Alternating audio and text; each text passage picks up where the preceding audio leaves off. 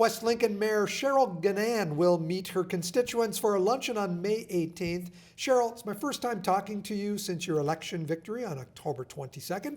Congratulations. Thank you. Thank you. First of all, just to avoid any confusion, there always is some confusion across Niagara. What exactly is West Lincoln? What communities? So West Lincoln is actually the largest geographic area in the Niagara region, but one of the smaller populated areas. And so we are mainly the town of Smithville with several hamlets all around. So hamlets of varying sizes, some, 6 to 10 houses, and some actually small communities. How challenging was it to run a campaign on such a wide geographic area? It was a big pill for me to swallow. I had been a councillor in Ward 3, which is mainly the town of Smithville and some rural outlying areas, for 6 years.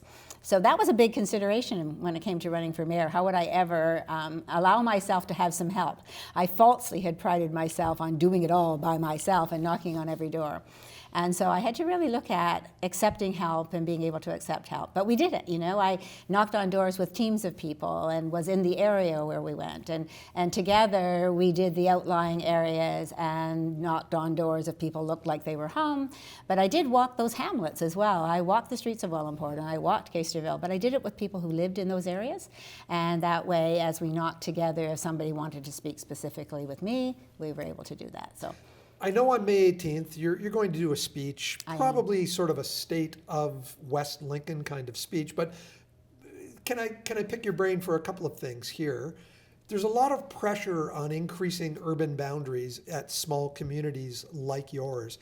How do you deal with those pressures that are coming from the province versus the pressures of, I guess, preserving some of the lands? Yeah. Well, I think we were proactive about that. We started about 5 years ago working actually with the region, our planning staff and council, with the region and their planning staff, using a great many groups of people, a group of landowners, for example, that own surrounding land, some consultants of varying levels, and we started a process which we call our urban boundary expansion.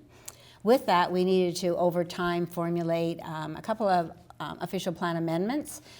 So as we were working on that, the region was working on their official plan too. So we made sure that everything dovetailed with the region's plan, so that when it went to the province, as it did last summer actually, where it was finally given approval in the fall, we just had to tweak some of the wording of what we were doing to make sure it fits with what the province says is fine at the regional level.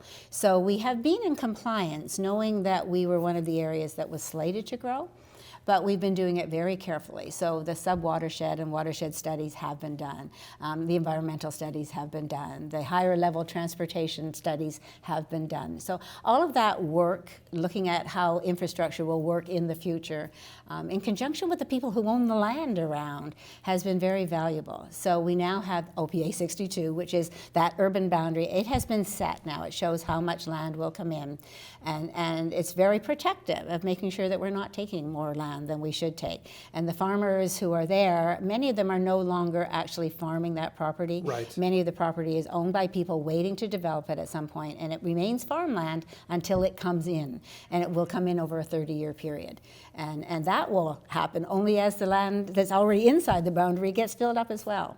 The OPA 63, which is the other one that goes to the region actually tomorrow for a final approval, that really looks at the land use inside that boundary, and it lays out employment areas and residential areas and school areas. And so it's really thorough. It's high level, but it's very thorough. And it means that as people come forward now wanting to develop that boundary and any portion of that, it will be done in blocks. So a block at a time will come in as the infrastructure can be supported. So I think we're in good shape.